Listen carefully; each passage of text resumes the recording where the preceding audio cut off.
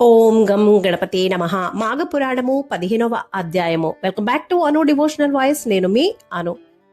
సుశీల తన పాప ప్రక్షాళన చేసుకున్న తరువాత తన భర్త మళ్ళీ తిరిగి బ్రతుకుతాడు. వాళ్ళందరూ కూడా సంతోషంగా ఉన్నారు. కానీ సుమంతుడు ఏమయ్యాడు? తనకి పాపము కానీ దోషము కానీ అంటలేదా? అతడు ఎలాంటి పరిస్థితుల్లో ఉన్నాడు, ఎలాంటి పరిస్థితులను ఎదుర్కొంటున్నాడు అనే విశేషాల సమాహారమే ఈ వీడియో. పశ్చాత్తాపము నొందిన సుమంత్రుడు.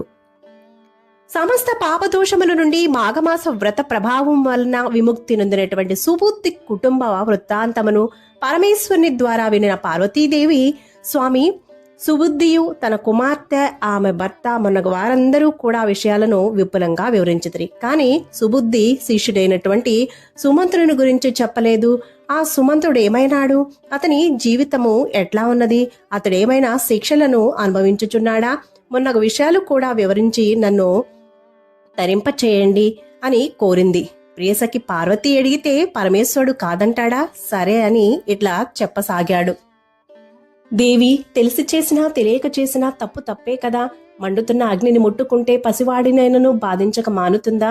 కావున సుమంత్రునికి కూడా అతడి గురువుగారి కుమార్తెతో సంభోగించిన ఘోర పాపం అంటుకున్నది. ఆ పాప ఫలితంగా పలు బాధలను అనుభవించసాగాడు. మనశ్శాంతి కోల్పోయాడు. గురువుగారి కుమార్తెను పాడు చేశానే అనే మనోవ్యధతో కుమిలిపోసాగాడు. ఈ ఘోర పాపమునకు ఎలాంటి శిక్షను అనుభవించవలసి వస్తుందో అని పశ్చాత్తాపపడసాగాడు. తప్పు చేశాననే బాధ నిత్యము అతన్ని వేధించసాగింది. పశ్చాత్తాప హృదయుడై తన గురువుగారి వద్దకు పోయి ఆయన కాళ్లపై పడి రోధించసాగాడు. గురువర్య, ఇందులో నా తప్పేమీ లేదు, నన్ను క్షమించండి. మీ కుమార్తె బలవంతంపై అయిష్టంగానే ఈ దుష్కార్యానికి ఒడిగట్టాను. మహాపాపినైపోయాను. కామపైత్యం ప్రకోపించి కన్ను మిన్ను కానక ఉచ్చ నీచాలు మర్చిపోయి ప్రవర్తించాను. క్షణభంగురమైన కామ వికారానికి లోనయ్యాను. అయినను గురువర్య, ఇందులో నా ప్రమేయమేమీ లేదు. మీ కూతురే మొదట నన్ను ప్రేరేపించింది. నేను యథావిధిగా పూజా ద్రవ్యములు చితుకులు తీసుకురావడానికి అడవికి పోయాను. మార్గ మధ్యలో మీ కుమార్తె నన్ను వెంబడించింది. నాకది ఏమీ తెలియదు. మామూలుగానే నేను అడవికి పోయి కర్తవ్య నిర్వహణలో అలసిపోయి ఒక కోనేటి వద్ద విశ్రమించి తిని సేద తీరుతున్న నా వద్దకు మీ కుమార్తె మెల్లమెల్లగా చేరి తన వలపు మాటలతో వశపరుచుకుంది. ఆమె కామవాంఛ విన్న నేను మొదట నిర్ఘాంతపోయాను. వలదని వారించాను. ఎంతగానో నచ్చ చెప్పే ప్రయత్నం కూడా చేశాను. నా ప్రయత్నాలన్నీ వృధా అయినాయి. నన్ను బలవంతం పెట్టినది. గురువుగారి పుత్రికవి వద్దని వారించినా నన్ను బెదిరించింది. నీవు నాతో కామక్రీడ సలపకపోతే ఆత్మత్యాగం చేసుకుంటాను అని భయపెట్టింది. భయంతో కంపించిపోయాను. అప్పుడు నేను కాదనచో ఆమె ప్రాణత్యాగం చేసుకోవడం తథ్యం. తద్వారా గురువుగారి కుమార్తెను హతమార్చాడనే అపవాదు రావడం కూడా జరుగుతుంది. మీరప్పుడు నన్ను దండించక మానరు. ఏం చేయాలో తెలియని అయోమయ స్థితిలో ముందు నొయ్యి వెనుక గొయ్యిగా మారింది నా పరిస్థితి. ఆమె బలవంతము కామ వికార చేష్టలు నన్ను ఉక్కిరిబిక్కిరి చేస్తుండగా తప్పని పరిస్థితిలో కాదనలేక ఆ దుష్కార్యానికి ఒడిగెట్టాను. కావున గురువర్య, నన్ను క్షమించి నాకీ ఘోర పాపం నుండి విముక్తి కలుగు తరుణోపాయం ఏదైనా ఉంటే చెప్పండి అని బ్రతిమాలాడు. సుమంతుడిని పశ్చాత్తాపము గురువైన సుబుద్ధి హృదయాన్ని కదిలించి వేసింది. శిష్యుణ్ణి ఓదార్చి, బాధపడకు సుమంత్ర, ఇదంతా విధిలిఖితం. విధి వ్రాతను ఉల్లంఘించడం ఎవరితరమూ కాదు. జరిగేది జరగక మానదు. మనకెట్లా వ్రాసిపెట్టి ఉందో అట్లే జరుగుతుంది. పశ్చాత్తాపానికి మించిన ప్రాయశ్చితమేమీ లేదు. నీవు పాప రహితుడవయ్యే మార్గము విను. గంగానదీ తీరమునకు పోయి ఒక పుష్కరం అంటే 12 సంవత్సరాల పాటు శ్రీ మహావిష్ణువును ధ్యానిస్తూ తపస్సు చేసుకో. ఆ తప ప్రభావమున నీ పాపములన్నీ కూడా పటాపంచలు కాగలవు. నీవు పాప విముక్తుడవుతావు అని శిష్యునికి తపో మార్గాన్ని ఉపదేశించాడు. ధన్యోస్మి గురుదేవా, ధన్యోస్మి. మీ క్షమాభిక్షతో నేను తరించాను. మీ ఆజ్ఞ ప్రకారము ఇప్పుడే పోయి తపస్సు చేసుకుంటాను. సెలవిప్పించండి అంటూ గురువుగారి పాదాలకు సాష్టాంగ నమస్కారం చేసి ఆశీస్సులు పొంది గంగానదీ తీరానికి ప్రయాణమయ్యాడు. మార్గ మధ్యమును గల అడవి ప్రాంతమంతా కొండలు గుట్టలు సెలయేళ్లతోనూ పచ్చపచ్చని చెట్లతో రంగురంగుల రమణీయమైన పుష్ప జాతులతో నిండి కన్నులకు కనువిందు చేస్తున్నది. ప్రకృతి సౌందర్యం పరవశింపచేయసాగింది.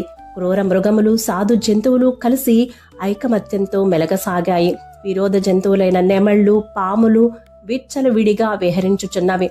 పరస్పర వైరుధ్యము కలిగినటువంటి పలు జంతువులు సఖ్యతగా సంచరించసాగాయి. ఆ ప్రాంతమంతా అరమరకులు లేని అహింసా ప్రవృత్తితో ఆశ్చర్యం నొందింపసాగింది. సుమంతుడ ప్రాంతమందు విశ్రమించదలచి ఒక వటవృక్ష ఛాయను చేరాడు. నర సంచారం ఏమైనా ఉన్నదేమో అని నలుదిక్కలా పరికించి చూశాడు. కనుచూపు మేరలో అతనికి ఒక ఆశ్రమం కనిపించింది. వెంటనే ఆశ్రమం వద్దకు పోయి తొంగి చూశాడు. ఆశ్రమంలో కొంతమంది స్త్రీలు, పురుషులు కాషాయ వస్త్రాలు ధరించి రుద్రాక్షమాలలు తిప్పుతూ శ్రీమన్నారాయణ్ణి ఫల, పుష్ప నైవేద్యాలతో అర్చించుచున్నారు. మాఘ పురాణాన్ని పఠిస్తున్నారు. శ్రీహరికి పూజలు చేస్తూ అక్షంతలు చల్లుతున్నారు. అత్యంత భక్తి శ్రద్ధలతో శ్రీహరి కీర్తనలు, భజనలు కావిస్తున్నారు. నమో నారాయణ అంటూ కేకలు వేస్తున్నారు. భక్తి శ్రద్ధలతో పరవశించిపోతున్న ఆ శ్రీహరి భక్తులను చూస్తూ సుమంత్రుడు కూడా భక్తి పారవస్యంతో ఊగిపోసాగాడు. పూజానంతరం ప్రసాదం పంచిపెడుతుండగా సుమంత్రుడు, అయ్యా, మీరు ఆచరించుచున్న వ్రతమేమిటి? తద్వారా లభించే ఫలమేమిటి? ఈ వ్రత మహత్యము వలన పాపలు పాపరహితులు కాగలరా? నా సందేహములన్నీ తీర్చి పుణ్యం కట్టుకోండి అని వినయపూర్వకంగా ఆ భక్తులను అడిగాడు. సంకటములచే సతమతమవుతున్న సుమంత్రుని అభ్యర్థనను అంగీకరించి మనుషులను పాపరహితులుగా చేయు మాఘమాస వ్రతమును వివరించుటకు వారొక ముని సత్తముని నియమించారు. ఆ ముని కుమారుడు సుమంత్రుని కీట్లు మాఘమాస వ్రత మహిమను గురించి వివరించసాగాడు. శిష్య, మేమింతవరకు చేసినది మాఘమాస వ్రతము. ఇది శ్రీ మహావిష్ణువుకు సంబంధించినది. దీనిని మాఘమాసంలోనే ఆచరించవలెను. ఈ మాఘమాస వ్రతం ఆచరించడం వలన ఎంతటి పాపిష్టివాడైనా పాపముల నుండి విముక్తుడవుతాడు. ఘోరాతి ఘోర పాపములున్నయు ఈ మాఘమాస వ్రతము వలన నశించిపోతాయి. శ్రీహరికి ప్రీతిపాత్రమైన ఈ మాఘమాస వ్రతము వలన సర్వ పాపములు కూడా హరించుకుపోతాయి.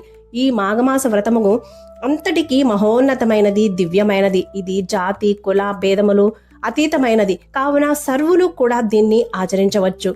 ఎటొచ్చి భక్తి శ్రద్ధలు, నియమనిష్టలు, భగవంతునిపై ధ్యాస, పారమార్థిక సేవలే ముఖ్యము. అన్నిటికంటే ముఖ్యమైనది భగవంతునిపై నుండు భక్తి మాత్రమే. భక్తి మార్గమే మానవులు తరించుటకు సులభ మార్గము.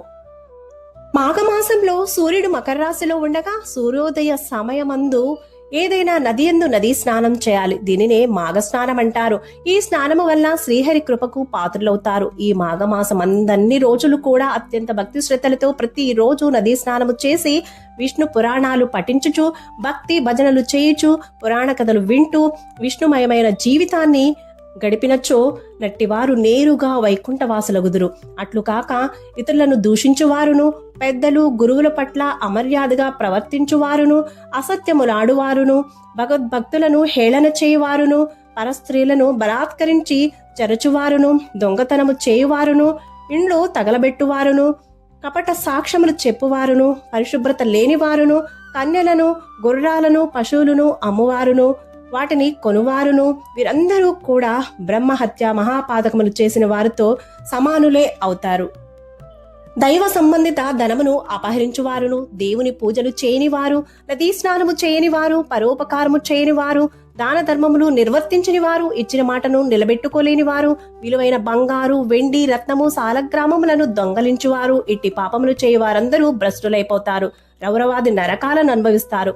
వ్యభిచారులు, చోరులు, బలవంతంగా వేశ్యాకులమందు త్రోయివారును, సోదరుల భార్యలతోనూ, గురువుల భార్యలతోనూ, స్నేహితుల భార్యలతోనూ రమించువారు, జార స్త్రీలును, తనకన్నా పెద్ద వయస్సు గల స్త్రీలతో రమించువారును, దగాకోరులు, హంతకులు, జీవహింస చేయువారును, పేదలను హింసించువారును, కఠినాత్ములు, పరుష వాక్యములతో నిందించువారును, దోపిడీలు చేయువారును, వీరందరూ మహాపాపులవుతారు. తల్లిదండ్రులను హింసించువారు, వివాహములను చెడగొట్టువారు, తాను ధర్మము చేయక ఇతరులను కూడా చేయనీయకుండా చేసేవారు, శరణన్ను వారిని రక్షించని వారు, పరధనముకు ఆశపడేవారు, చేసిన మేలు మరిచిపోయే కృతజ్ఞులు, తాను తీర్థయాత్రలు చేయక ఇతరులను చేయనివ్వకుండా ఉండేవారు, ఎగతాళి చేయువారు, అరిషడ్ వర్గములకు లోనేవారు. పైన చెప్పిన వారందరూ కూడా బ్రహ్మహత్యా పాతకములు చేసిన వారితో సమానులేనని గ్రహించాలి. ఇంతటి ఘోర మహాపాతకమును హరించేదే ఈ మాఘమాస వ్రతము. ఈ మాఘమాసం వ్రతమును ఆచరించుట వలన పై పాతకములన్నీ కూడా దరిచేరవు. కుంభీపాక రౌరవాది నరకమును అనుభవించుచు యమయాతనలు పడుతున్న వారి పాపములు సైతము ఈ మాఘమాస వ్రత ప్రభావం వల్ల హరించుకుపోవును. ఓ సుమంత్ర, మాఘమాస వ్రత విధానము శ్రద్ధగా వినుము. ఈ మాఘమాసంలో అన్ని రోజులు పవిత్రమైనవే. ఈ మాఘమాసమందు ప్రతిరోజు సూర్యోదయమైన వెంటనే నదికి పోయి స్నానం చేసి సూర్యునికి అర్ఘ్యమిచ్చి నమస్కారం చేసుకోవాలి. తర్వాత విష్ణాలయానికి పోయి విష్ణు పూజలు, విష్ణు సేవలు చేసి ఆ విష్ణుకి అత్యంత ప్రీతికరమైనటువంటి తులసి తీర్థాన్ని సేవించాలి. తర్వాత శ్రీహరి కీర్తనలు, భజనలు, పురాణ శ్రవణాలు చేయాలి. దాన ధర్మాది కృత్యములు నిర్వహించాలి. పశు పక్షాదులకు, సాధు జంతువులకు ఆహారం పెట్టాలి. సత్ప్రవర్తనతో మెలిగి ఆ భగవంతుని కృపకు పాత్రులు కావాలి. ఈ విధంగా మాఘమాసమంతా అన్ని రోజులు ఆచరించిన వారికి అశ్వమేధ యాగం చేసినటువంటి పుణ్య ఫలితం కలుగుతుంది.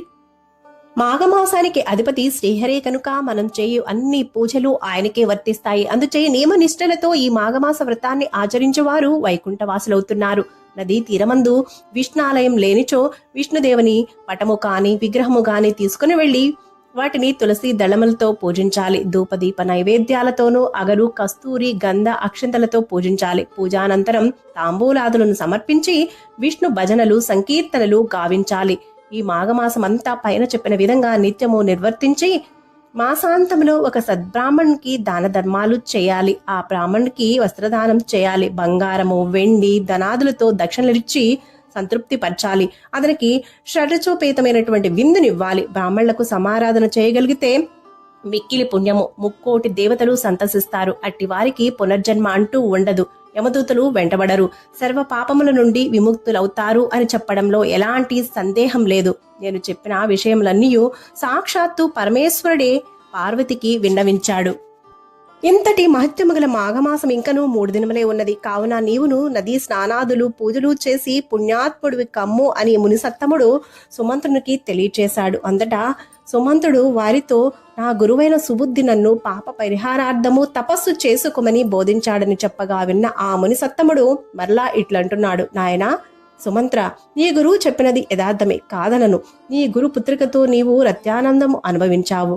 అందు నీ తప్పేమీ లేకున్నను నీకు ఆ పాపము సంక్రమించినది. ఆ పాపము వలన ఈ జన్మలోనే కాదు మరు జన్మలో కూడా నీవు సకల బాధలు అనుభవించక తప్పదు. కావున ఈ మాఘమాసమందలి మిగిలిన 3 రోజులైనా నదీ స్నానము చేసి ఆ శ్రీమన్నారాయణ్ణి పూజించి శ్రీహరి కృపకు పాత్రుడు కమ్మో. అటు పిమ్మట నీ గురువు చెప్పినట్లు గంగానదీ తీరమునకు పోయి తపస్సు చేసుకొందువు గాని మొదట నీవు ఇంద్రియ నిగ్రహుడు కావాలి. కనుక నీవు మొదట నీ ఇంద్రియములను బంధించి ఏకాగ్ర చిత్తముతో ఆ శ్రీమన్నారాయణ్ణి, లక్ష్మీదేవిని ఆరాధించుము అని ఉపదేశించాడు.